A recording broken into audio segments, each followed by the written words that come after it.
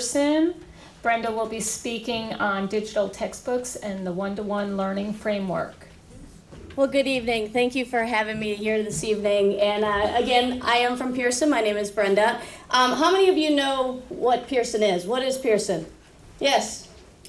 Textbooks. Textbooks, right? Publishing company. Okay. Well, my hope tonight is that you're going to find that we are a global educational company that is leading the way in really supporting the one-to-one initiative that's going on across the nation. Mooresville is a friend of ours. We've done some research with them. So the Pearson Foundation actually did a body of research called Project Red.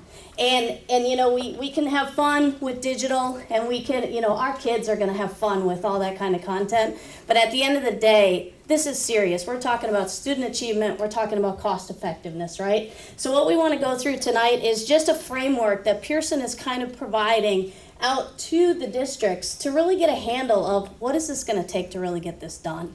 And we're working with St. John's and across the nation to see what we can do. So we know today that obviously I stand up here as a parent of a 10-year-old little boy.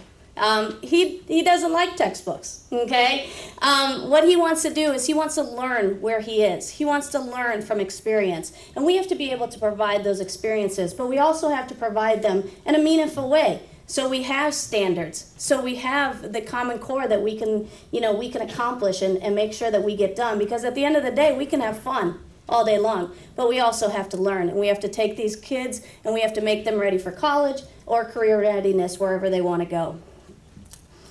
So again, typical classroom, right? Okay, again, my 10-year-old Justin, he doesn't even know how to work in that environment. He wants to touch, he wants to play, he wants to experience. And so what we're finding also is that kids have access to everything every day, right? So they want to learn in that fashion. We also understand the state of the economy, okay? We have invested way too much in human capital, and we can't sustain that over time. So we have great teachers, we have great parents, but at the end of the day, we have to make sure that we have something to support where our students are, and they're digital natives, so we have to make sure that we can do that as well.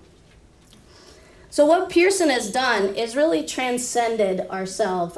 We have a leader, her name is Marjorie, and she really had a vision a couple of years ago to become a worldwide leader in global education and to make sure that, like Mark said, every child every day, okay? That's our goal at Pearson, is every child every day. So what we did was we said, okay, what's working out there? What can we really do to help? And that's where we came up with the framework.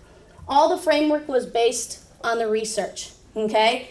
As you look at these 9 factors, intervention classes, core subjects, online formative assessment, virtual field trips, less than 1% of the people, the schools in this research, and they did over 1,000 schools, less than 1% was actually doing all 9 of these factors. And what they found was, by doing these factors, you're going to get student gains, and you're also going to be able to save money. Mooresville, obviously, is one of those schools and one of those districts.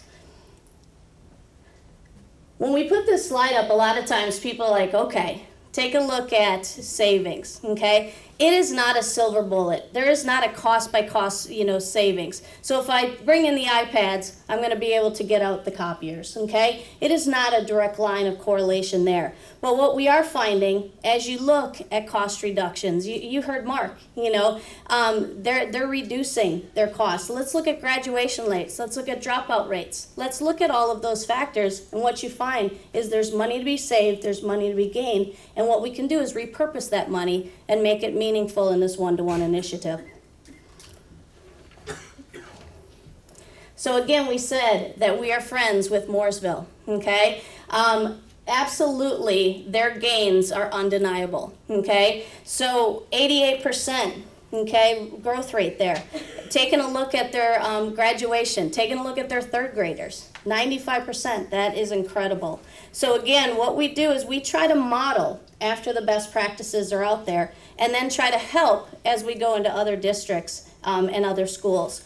But the goal here is college and career readiness students, right? And our framework actually involves 4 different areas: personalized learning environment, which can include curriculum, okay? Supporting change of practice, you have to have a plan, right? Or you're not going to be able to do this successfully. And then you have all this hardware. You know, we get announcements every day, hey, so-and-so got 25,000 iPads. Well, you know what they do? They call up Pearson, they say, what should I do with these? Okay? Because again, a device is just a device. Our job is to make it come alive. Our job is to make sure that there are adaptive curriculum, that there's project-based learning, that something is going on in that device, and in a very meaningful way to make sure that at the end of the day, student achievement is still attained, especially here in St. John's. So we actually have a video, and it's from a different teacher in Mooresville. And this is really just Heather Graham. She's a third grade teacher, but she's been teaching for over 9 years. And it helps me be able to bring in some of their language. There's only so many words you can look up in the Spanish-English dictionary, so having that resource right there and then having books that are audio that are in Spanish for them to listen to as well really would help. So the digital conversion helped with that, bringing some of those different learners. And then as well with some of the students in my room that they don't have that at home, they actually are being able to get their hands on something that otherwise they wouldn't have access to. So it's been really important. I've seen a big improvement, and a lot of people are like, oh, third graders, they can't handle a computer. And I thought, yeah, right, come into my room and I will let them show you, because they show me every day. So what we have is we have a framework that starts with a personalized learning environment. The first thing in there is data, okay? As you give those students access, they're going to want their own data. Those parents, you're going to want that data, and you're going to want to see those assessments. You don't want to wait for that report card any longer. You want to have that data readily available, and you want to make sure that that teacher is facilitating that learning in an environment that makes sure that that data is point on every single time. Progress monitoring, digital curriculum, mobile learning. There's so much that is going on inside that personal learning environment. Collaboration tools. At some point, we're going to actually have a playlist for a student based on where they are, okay? Instead of them sitting in a classroom with a textbook and trying to be like everybody else, we now have the ability to utilize curriculum from all over to make sure that we are adapting to every child every day. This is just one example. You saw some examples from Discovery. This is one example from Pearson. It's called Right to Learn. It has built-in artificial intelligence that when I write, it's actually going to assess how I'm doing at that point in time, and then be able to provide me with adaptive learning to make sure that I'm getting up to speed where I need to be at all times. So it's called Right to Learn. You wouldn't have that. You have to have some kind of digital solution, or you'd never be able to utilize that.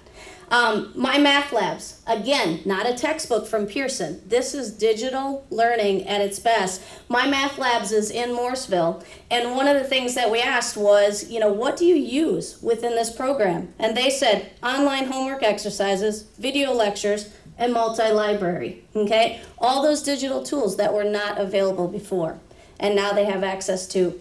One of the things that we hear a lot of times, we have a system up in Mendon, and what they said was, I can learn, but I can learn outside your classroom, okay? Let me take that device home and let me learn all the time. So again, we have all of our parts of the framework, okay? So supporting change of practice, allowing the teachers to know what good looks like. Allowing the student to understand what their accountability is to that device and what they're really there for. Instead of maybe playing on that device, we're going to make sure that they understand what they're accountable for. So this is actually a video of Mooresville, but it was Miss Higgins, and actually you've heard from her before, so I'm going to skip over that. But again, us learning that it's not about us as teachers. We are now facilitators of that learning and actually teaching from the inside out. So I'm going to bypass that. So inside of supporting change of practice is the first thing we want to do is we want to find out where the teachers are and where we need them to be. So we do a lot of readiness diagnostics, a lot of observations to make sure that they're ready to go and we help them. Also, you have to have support. Okay, how do they use the devices? How do they use the curriculum? How do I integrate all of that to be a successful teacher? And then we stand by them side by side as they get ready to implement this ongoingly. And then when we're not there, you have to have support for them, okay? So Pearson has the ability to have 24/7 online demand technology integration training for these teachers and support to make sure that they're ready to go at all times. So supporting change of practice. And then from there, planning and project management. How many of you guys are campers? How many of you are beachgoers? Do you ever go without a list? Do you ever go without a plan? All the time, right. So if you're going camping overnight, you just go? You just go. There you go. All right, what about, you know, something a little bit more risky is the Bin Laden raid. Okay, was there a plan executed for that? Okay, so implementing a one-to-one obviously doesn't have the high stakes like going after Bin Laden, but you have to have a plan. And that plan has to be talked about, and that plan has to be executed against. Otherwise, it's not going to be successful. So again, we can be fun all day long. We can give our kids some really fun things to do, but at the end of the day, we have to talk about our plan.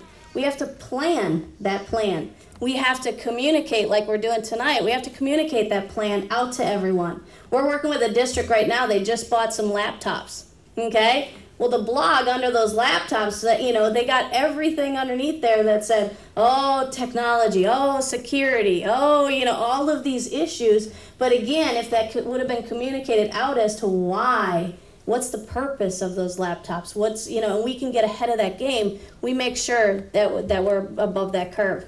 That we want to always communicate with the partners, and then to close that project out and make sure we're being successful and to have data metrics around that. And then your hardware. At the end of the day, there's going to be a lot of hardware choices. What you want to do is you want to make sure that hardware doesn't outlive your initiative. So if you're doing the one-to-one initiative, make sure you're looking at the operating system, make sure you're looking at the pieces of hardware, and the hardware has to make sense for that grade level and what you're trying to accomplish. So that's really what we do at Pearson. Is obviously we have content, but what we're finding more and more is we have the expertise to support this implementation as well as to help plan and execute. Thank you.